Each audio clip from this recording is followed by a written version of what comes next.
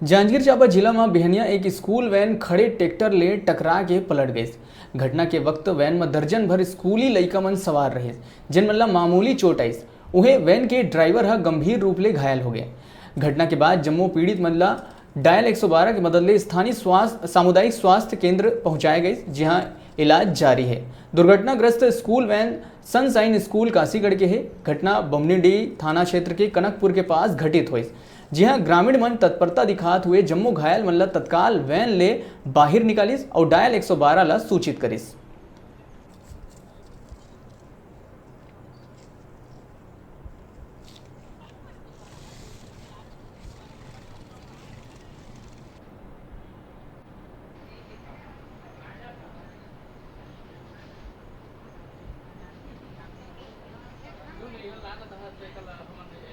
थाना बमनीडीह क्षेत्रांतर्गत की घटना है। आज सुबह संजय टंडन नामक व्यक्ति जो वैन का मालिक है और चालक भी है, वो काशीगढ़ सनशाइन स्कूल के छोटे छोटे बच्चों को वैन में बिठा के स्कूल ले जा रहा था और बमनीडीह में सड़क किनारे खड़ी एक ट्रैक्टर को पीछे से ठोंक दिया और इसी दुर्घटना से वैन वहीं मौके पर पलट गई।